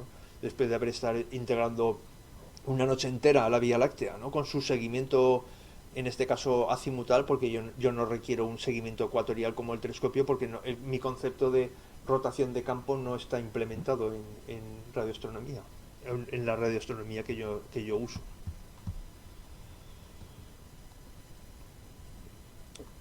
Esto es otra forma de, bueno, esto es algo que es por curiosidad más que nada, pues los propios softwares de análisis de, de radiofrecuencia, que son softwares que tú vas añadiendo tus bloques y vas creándote tus propios elementos para visualizar tu información, tu efecto Doppler, en fin, una serie de cosas. Estos son normalmente las cosas que suelo emplear yo pues para generarme mis propias herramientas para visualizar, porque una de las cosas, una de las ventajas es que si tienes que tirar de alguien que sepa de hardware, alguien que sepa de radiofrecuencia y alguien que sepa de software, ya puedes plegar, ya has terminado. O sea, o te lo haces tú todo o esto es prácticamente imposible de juntar a tres personas con esas inquietudes y que hagan todo esto, ¿no? Que lleguen a esta conclusión. Yo tengo la suerte de que esas tres personas viven dentro de mí, entonces de alguna manera pues voy haciendo poco a poco mis pinitos al respecto, tanto en hardware, en radio como en software. Vamos a ver ahora la siguiente cosa que puede que sea un poco, vamos a decir, como en los coches, ¿no? El vehículo de entrada en el rango, ¿no? Esto es un poco la forma en que podemos empezar con la radioastronomía de una forma muy sencilla, muy barata, que es la detección de meteoros en la atmósfera. Esto es un esquema muy básico para que entendáis un poco en qué consiste la detección. El backscatter que se llama, que es un bueno, meteoroscatter, backscatter, porque es un ¿cómo se llama? Radares biestáticos, es una forma de radar pasivo, ¿de acuerdo? Nosotros tenemos en esta pequeña imagen, esta representación tenemos un emisor, que es un emisor de radiofrecuencia, en una frecuencia concreta conocida, que emite de forma directa hacia el espacio. Emite hacia el espacio.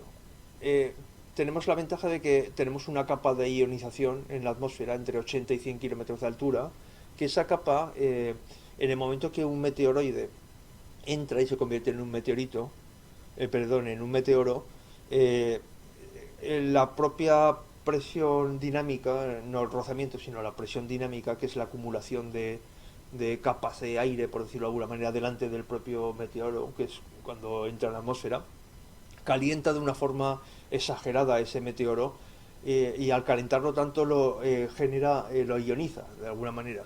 Esa ionización convierte ese meteoro y al rastro que deja de iones en un espejo para la radiofrecuencia, de tal manera que la radiofrecuencia de este transmisor llega al meteoro ionizado, rebota, y el ángulo que rebota, si tú tienes la suerte de estar en el mismo ángulo con tu receptor de radio, puedes llegar a ver esa señal de radiofrecuencia.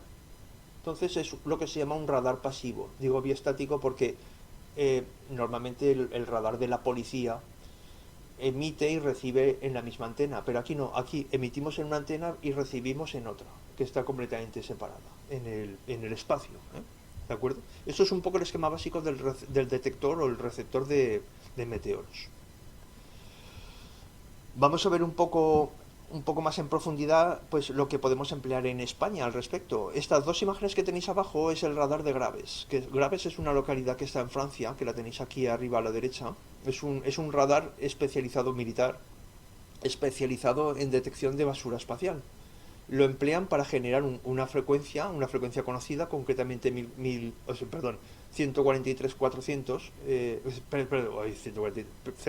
repito, 143.05 megahercios, que es una frecuencia de radio, casi de radioaficionado, casi digo, está por debajo, pero una frecuencia muy sencilla de recibir con cualquier receptor.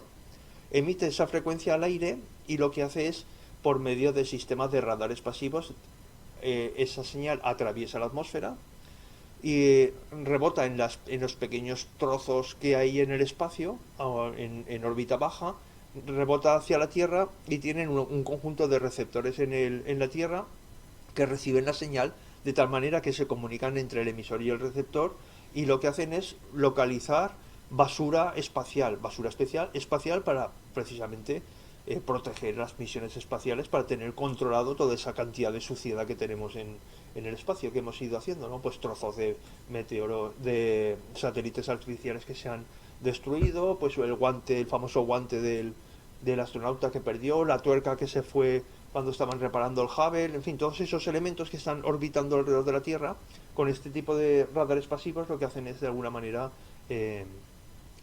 detectarlos y controlarlos. Entonces, nosotros desde Zaragoza, yo estoy en Zaragoza, pues me aprovecho de esa señal, porque también de alguna manera es una especie de basura espacial los meteoros. Entonces, yo cojo mi antena, la enfoco, la dirijo hacia la atmósfera, donde más o menos por trigonometría sé que está mi zona de detección en función de esta señal que genero, y lo que hago es ponerme a la escucha. Cuando no hay ningún meteoro, yo no oigo nada, porque la señal de radiofrecuencia del emisor de Graves atraviesa la atmósfera y pasa de largo. Pero amigo, en el momento que un meteoro entra a la atmósfera y se ioniza, rebota y me viene a mí, y en mi receptor paso de oír un ruido, el ruido típico de ese soplido, a de repente no oír nada, y digo, ya está, ha caído un meteoro. ¿Por qué? Porque estoy oyendo el rebote de la radiofrecuencia de Graves. Es como si estuviera allí algún locutor hablando, por decirlo de alguna manera. Habría un momento en que durante un segundo oiría la voz del locutor, porque esa señal llega al meteoro, rebota y yo lo recibo. Entonces pasaría de oír ese ruido a oír un hola, por ejemplo, ¿no? Y diría, mira, ha caído un meteoro. ¿Por qué? Porque yo estoy enfocando mi antena a la zona que me interesa y en esa frecuencia concreta. Fernando, Dime. en ese caso no existiría riesgo de escuchar ya la basura espacial como tal. No, porque está fuera del alcance. Sí, a ver, podría ser si tuviéramos realmente nuestro receptor muchísimo más lejos. Ten en cuenta que esto se basa en lo que se llama curva de Cassini, que son diferentes ángulos que, esto es radiofrecuencia, hay rebotes. Diferentes ángulos que de alguna manera nos determinan la posición, la separación que tengo que tener del emisor en función de la altura de lo que yo quiero ver para poderlo oír. Si yo me pongo en Zaragoza y enfoco mi antena por ejemplo, a unos 6-7 grados de azimut, sé que estoy mirando las posibles entradas de meteoros en la zona entre 80 y 100 kilómetros.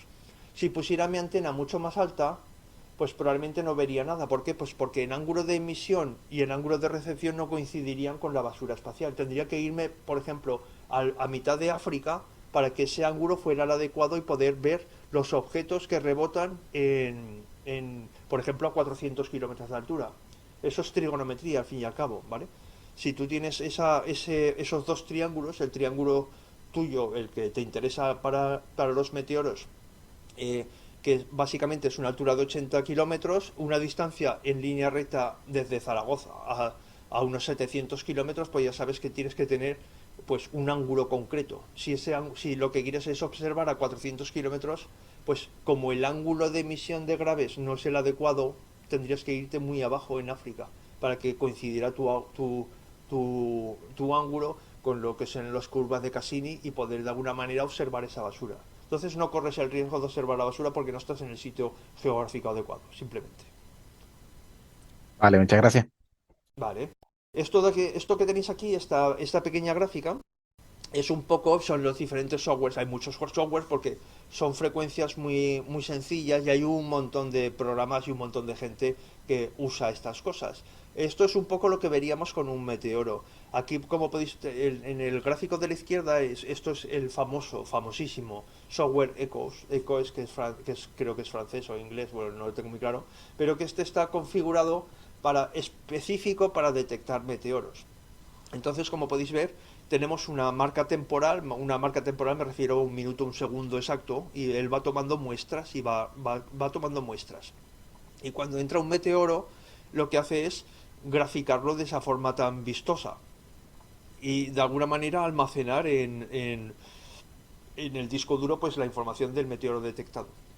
Esto es muy interesante porque facilita enormemente la recepción de estos meteoros. Para el tema de los meteoros es muy agradable y muy barato porque básicamente hace falta una antena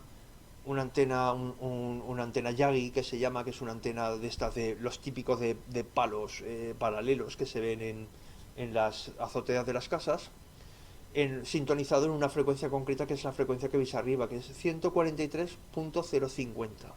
Esa frecuencia es muy sencilla de observar, porque cualquier equipo, cualquier walkie-talkie de radioaficionado, pues puede llegar a esas frecuencias. Hoy en día se emplean lo que se llaman pinchos SDR, que son unos pequeños receptores basados en unos integrados concretos que se pinchan USB y se convierten en un aparato de radio. Este software los identifica perfectamente cuando los tienes pinchados en el ordenador y ya es muy sencillo porque basta añadirle una antena a ese pequeño pincho y ya tienes tu detector de meteoros operativo. Luego tienes que hacer tu cálculo de orientación de la antena, tener una antena adecuada, orientada adecuadamente y ya puedes empezar a recibir meteoros con una inversión mínima de que no tiene por qué llegar a más de 150 euros y de alguna manera pues ya puedes empezar con este maravilloso mundo que también es radioastronomía, porque no deja de ser el empleo de radiofrecuencia para el estudio de elementos, en este caso, que ingresan en la atmósfera. También un poco con la misma idea, puedes observar el Doppler, porque también tienes, en menor medida, pero también tienes una variación de frecuencia por la velocidad del propio meteoro, y también puedes estudiar, vamos a decir, el tamaño del meteoro, porque cuanto más grande es el rebote o más largo es el rebote, ese rebote de esa señal, más grande es el meteoro que ha ingresado en la atmósfera. E incluso hay bólidos que he llegado a ver que se ven pequeños trazos. ¿Por qué? Porque normalmente suelen entrar en la atmósfera en giro y ese giro implica pues cortes en la ionización o por lo menos esas capas de ionización están como giradas. Entonces al estar giradas se traducen en espejos intermitentes y se ven casi las vueltas que ha dado el meteoro al entrar en la atmósfera antes de desintegrarse. Puedes decir, fíjate, es grande, ha entrado por la zona que yo estoy estudiando, lógicamente con un único punto de observación no se sabe el ángulo de entrada ni nada, pero puedo decirte si ha dado 10 o ha dado 15 vueltas en la atmósfera, en esa zona de ionización. Y puedes calcular un poco la velocidad. Hay que tener presente que entran a toda velocidad esos meteoros. Entonces, por grandes que sean, duran un suspiro. Pero estos softwares están especializados en visualizar de forma muy gráfica pues esa información de los meteoros. Y yo creo que con esto un poco hemos terminado la charla del tema de introducción a la radioastronomía, pues en sus, vamos a decir, dos facetas más interesantes: la observación de la Vía Láctea y de elementos gigantescos de hidrógeno, y en la detección de meteoros. Este radiotelescopio no sirve para ver el Sol, no sirve para ver planetas, precisamente porque la propia física del Sol es imposible que tenga la densidad interna del Sol, las temperaturas y las presiones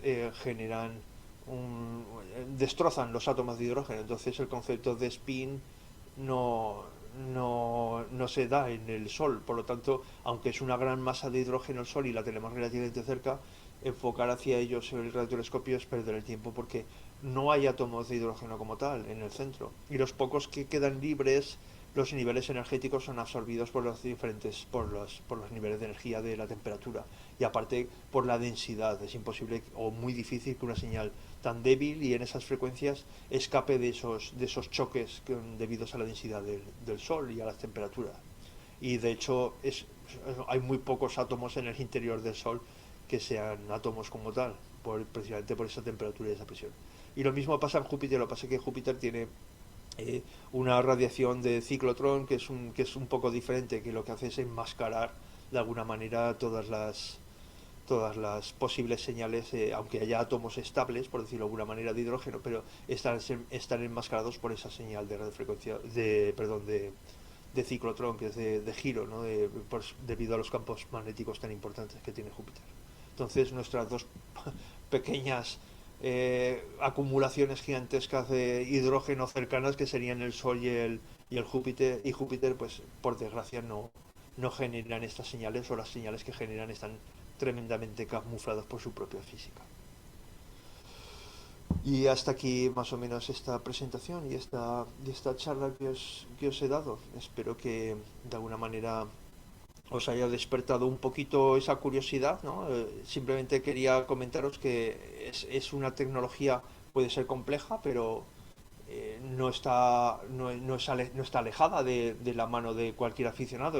Al contrario, cada vez está más cercana, cada vez más sencillo, y una forma de empezar es la detección de meteoros, que es bastante agradable, es relativamente sencilla, y estoy convencido de que allí en Málaga o en cualquier otro sitio de que estéis escuchando la charla tendréis vuestra propia asociación de radioaficionados que con total seguridad, porque es una gente estupenda, se juntarán con vosotros y os explicarán todo el tema de las antenas y todo el tema de receptores en base a este pequeño conocimiento que os he dado, y os facilitarán el empezar en este mundo de la detección de meteoros como punto de entrada a la radiofrecuencia y a la radioastronomía, y de allí ya se puede ir progresando perfectamente.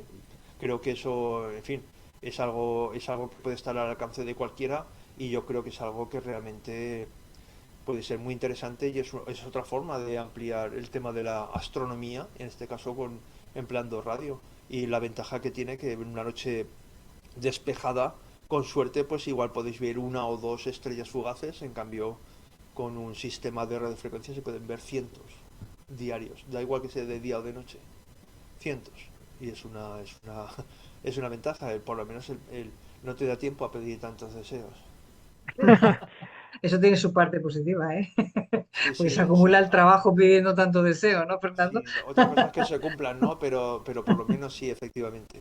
Bueno, pues hasta aquí agradeceros el tiempo que me habéis dedicado, y la segura, pues todo esto que hemos visto, y espero que saquéis cierto provecho de esta pequeña charla, y por supuesto cuando queráis yo estaré encantado de ampliar, de repetir o de mejorar o de lo que sea necesario, porque para mí esto es Una cuestión es que lo que quería vivo. comentarte. Dime. Un momentito, Francis. Vamos si os parece, agradecerle a Fernando su ofrecimiento y su charla, su trabajo maravilloso que hemos tenido la oportunidad de compartirlo con todos. Y por supuesto, pues lo dicho, agradecerte que haya estado aquí con nosotros, que espero que no sea la última, Fernando. No, no, espero que yo tampoco espero que sea la última, por supuesto. Y es más, sin problemas, cuando consideréis oportuno, yo estoy dispuesto. O sea, para mí divulgar la ciencia y divulgar un poco lo que hago es fundamental. Y me parece que es lo más importante para captar de alguna manera un poco de sangre fresca, ¿no? Que últimamente las asociaciones astronómicas y de radioaficionados pues requieren también renovar sangre de esa, y esto creo que es Sí. una buena técnica para intentarlo. Y sobre todo eso, que se animen, pues que ese grupo que de hecho en la agrupación astronómica de Málaga Sirio está, pero está un poco dormido, pues se anime con esta charla tuya, Fernando. Vamos a dedicar 3 minutos máximo para las preguntas y respuestas, se nos ha ido de tiempo un poco, Sí, sí, es un bastante poquito. tarde, así que vamos a agilizar un poco las preguntas, compañeros. Muy bien. Quería preguntarte sobre tipo de emulador. ¿Homodino, tereodino o superteodino puedo utilizar para esto?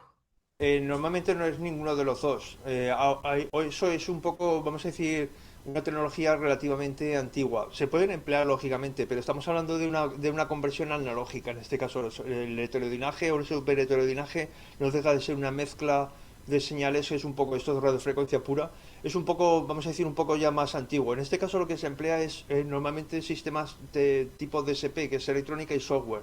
¿Qué quiere decir eso? En vez de usar unas frecuencias intermedias con todo el tema de los batidos, las intermodulaciones, todos los errores que hay en la parte de radiofrecuencia, ahora se emplea una deducción de la señal, hay una conversión que se hace a unas frecuencias muy superiores por el tema de Nyquist y demás, muy superiores a la propia frecuencia que tenemos que mezclar, de tal manera que por software deducimos esa mezcla, la extraemos de la información digitalizada de la señal. Por lo tanto, desaparece aquí el concepto de heterodinaje. No hay una mezcla de dos señales, un batido de dos señales para generar una nueva que es la nuestra de recepción, o un superheterodinaje como doble conversión, sino que es una especie de conversión analógica o digital que nos facilita eso por software. Y por eso se emplean sistemas SDR, que son software, receptores basados en software, ¿no?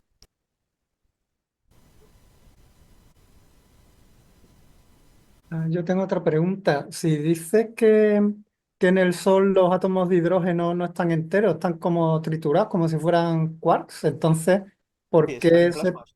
Sí. sí, pues, entonces, ¿por qué el espectro, digamos, tiene las franjas típicas del hidrógeno? Porque no deja de ser hidrógeno. Tienes muchos átomos de hidrógeno. Realmente estamos hablando del núcleo, ¿eh? O sea, tú, conforme te vas alejando del núcleo, esas características de temperatura y presión desaparecen. Siguen siendo brutales, pero desaparecen. Pero ¿qué ocurre? Que predomina de alguna manera la generación de fotones visibles, o por lo menos debido a la temperatura. Ten en cuenta que en el interior del Sol las temperaturas son de millones de grados y en la superficie de unos 5.000.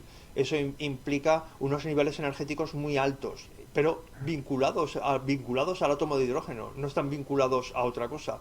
Otra cosa es que dentro del átomo, dentro del Sol, realmente esté en estado plasmático, porque la presión y la temperatura son tales que disocian el átomo, lo separan, los electrones es una sopa de electrones y de protones, pero eso es dentro del propio Sol. Ten en cuenta también que la generación, por supuesto, por la alta temperatura se generan campos electromagnéticos de mucha intensidad, que es la luz que nos llega a nosotros, pero es tal la densidad que tarda, ahora no tengo el dato, pero entre cientos de miles y millones de años entre rebote y rebote y rebote de salir un triste fotón del centro del Sol. O sea, cuando a nosotros nos llegan 8 minutos a la Tierra, ese vuelo que tiene ese fotón hasta nosotros son 8 minutos, pero hasta que ha conseguido salir del interior del Sol es posible que hayan pasado cientos de miles de años rebotando y rebotando y rebotando. Entonces, efectivamente, es un complejo grande de átomos de hidrógeno, pero en otro nivel energético superior debido a la presión y a la temperatura, ¿eh? Ujú. Está camuflado nuestra información, y obviamente está, pero muy camuflada. El Sol se suele observar en unos 30 megahercios, que es donde hay unos vinculados a campos magnéticos y demás. De acuerdo. Tengo una preguntilla. Así en temas amateur, ¿no existe algún proyecto abierto de ciencia con la NASA o ESA en que pudieras hacer ciencia por medio de la radioastronomía? Sí, hay posibilidades. Tú te puedes vincular al proyecto SETI. No es de la NASA exactamente, pero te puedes vincular al proyecto SETI y de alguna manera puedes colaborar con ellos, ¿no? En ese sentido, aunque últimamente está bastante alicaído. También puedes, con el tema de los meteoros, puedes mandar esa información al departamento de graves y si les da por contestarte, pues a veces te contestan con información más técnica de lo que ha ocurrido en ese momento, porque tú tienes una anotación temporal que vincula esa recepción del meteoro a un momento exacto en el tiempo. Pero normalmente, al igual que en óptica, se agradece mucho los trabajos del astrónomo amateur, incluso se pueden llegar a detectar nuevos meteoros y demás. En astronomía es muy verde todavía el campo que estamos. No es que sea muy verde, es que no estamos ni por asomo al alcance de cualquier radiotelescopio. La parabólica que tengo ahora integrando en la terraza de mi casa tiene 1,4 metros de diámetro. La parabólica que a mí me gustaría tener tiene 45 metros. Entonces, ya te puedes hacer una idea de que para poder hacer algo que valga la pena, me tengo que cambiar por lo menos de casa ya de momento de casa. Así que ese es el problema Sería principal. posible con una radioantena, ¿verdad? De 400 milímetros puedes observar y puedes compartir a nivel científico con 400 milímetros de telescopio, que es relativamente pequeño, pero con una parabólica de 1,40 m, vamos, es absurdo intentar sacar un dato coherente, ¿no? No es absurdo, es precioso, pero quiero decirte en comparación con un interferómetro ALMA, o sea, te van a decir, pero a ver, chaval, dónde vas tú con tu parabólica? Es un problema, pero eso no me va a quitar las ganas, por supuesto.